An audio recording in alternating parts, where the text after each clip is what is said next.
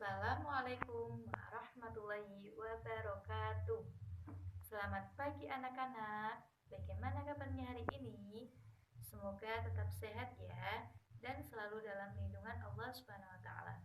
Tetap semangat belajarnya meskipun di dalam pandemi sekarang ini. Berjumpa lagi dengan saya Nova Auliatul Faizah dengan NIM 2318049.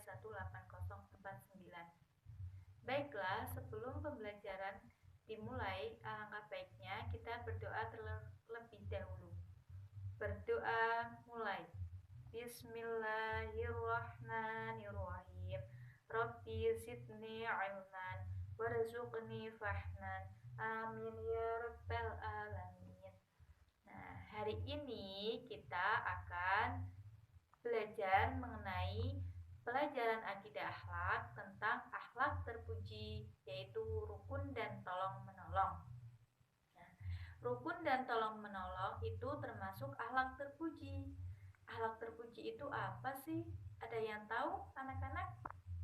Akhlak terpuji atau akhlakul karimah adalah akhlak atau tingkah laku yang menimbulkan perbuatan yang baik antar sesama manusia.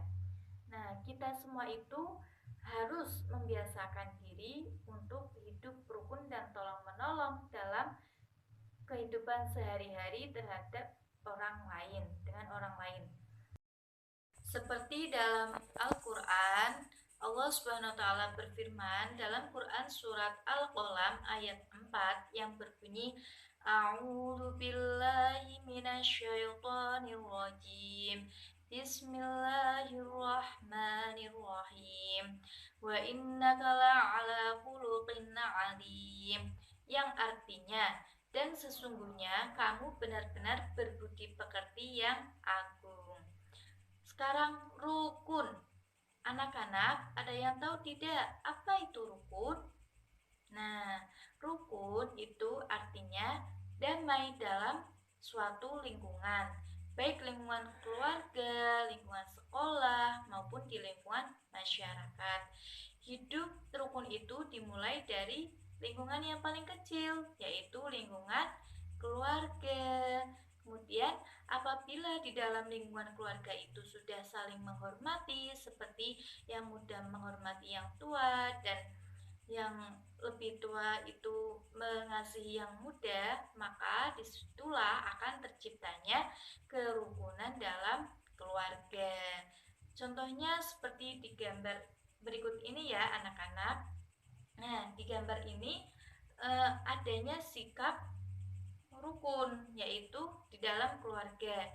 Nah, tujuannya itu apa? Tujuannya agar terciptanya suatu keharmonisan dan kenyamanan di dalam lingkungan keluarga tersebut.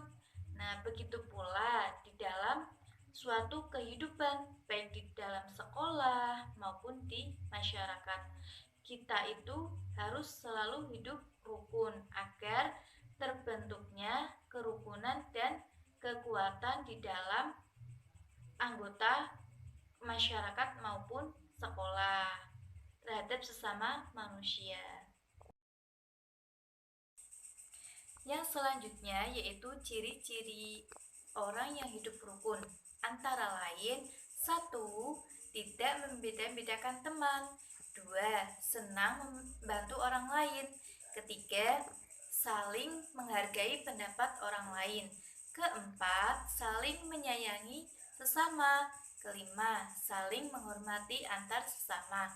Dan yang keenam yaitu mudah memberi dan meminta maaf.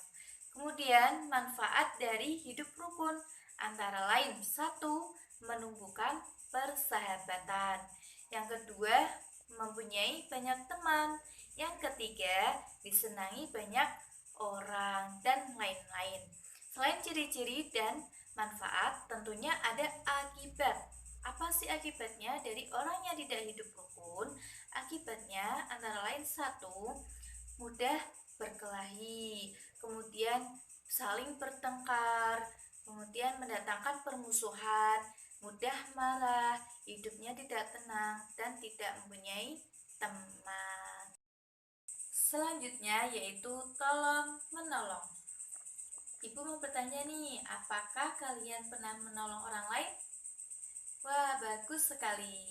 Dalam kehidupan sehari-hari, pasti kita sering menjumpai orang yang sedang membutuhkan bantuan.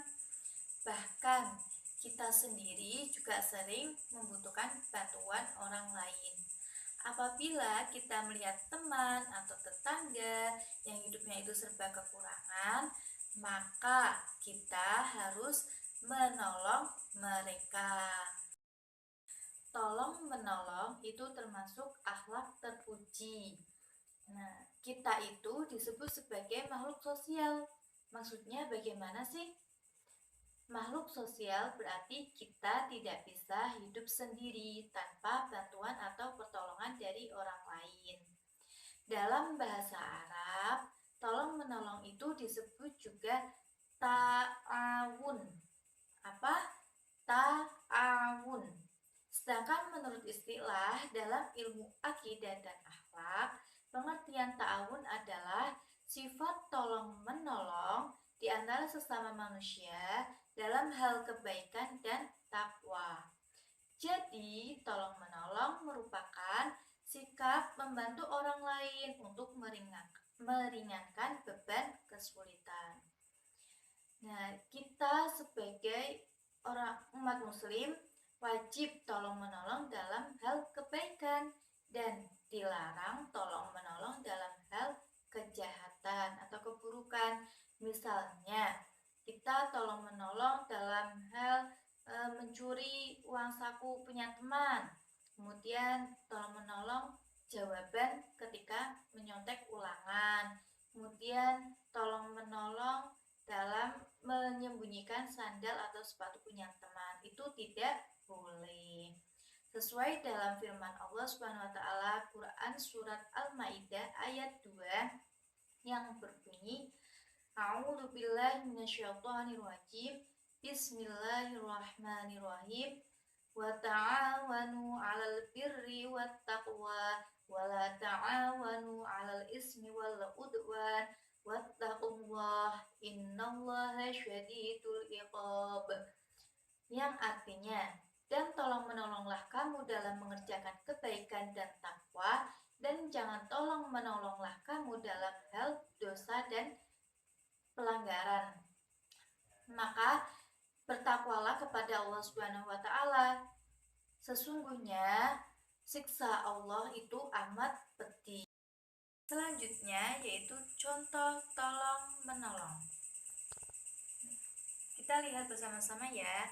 Di sini ada seorang kakek yang hendak menyeberangi jalan. Nah, bagaimana sikap kita sih ketika melihat kakek tersebut? Sebaiknya kita harus menolong atau membantu kakek tersebut untuk menyeberangi jalan. Contoh yang kedua, di lingkungan sekolah, misalkan adanya lomba kebersihan kelas. Berarti di situ ada siswa yang menyapu dan mengepel lantai, membersihkan jendela, merapikan meja dan kursi, dan lain-lain. Itu termasuk tolong menolong. Kemudian yang ketiga yaitu di lingkungan masyarakat. Contohnya seperti menolong tetangga yang kesusahan, kemudian membantu membangun tempat ibadah. Nah, selanjutnya yaitu manfaat tolong menolong. Antara lain, 1. Pekerjaan yang berat akan menjadi ringan. Yang kedua, orang lain senang menolong kita. Yang ketiga yaitu mempunyai banyak teman. Yang keempat yaitu mendapatkan pahala yang berlimpah dari Allah Subhanahu wa taala. Nah, jadi kita itu harus hidup rukun dan tolong menolong terhadap orang lain. Karena itu termasuk akhlak terpuji dan harus dibiasakan dalam kehidupan sehari-hari, baik di lingkungan keluarga, masyarakat maupun di lingkungan sekolah. Sekian materi dari Ibu mengenai rukun dan tolong menolong. Semoga bermanfaat bagi kita semua. Sebelum mengakhiri pembelajaran, alangkah baiknya kita membaca hamdalah terlebih dahulu. Alhamdulillahirabbil alamin. Kurang lebihnya mohon maaf. Wallahu muwaffiq ila aqwamit thoriq. Wassalamualaikum warahmatullahi wabarakatuh.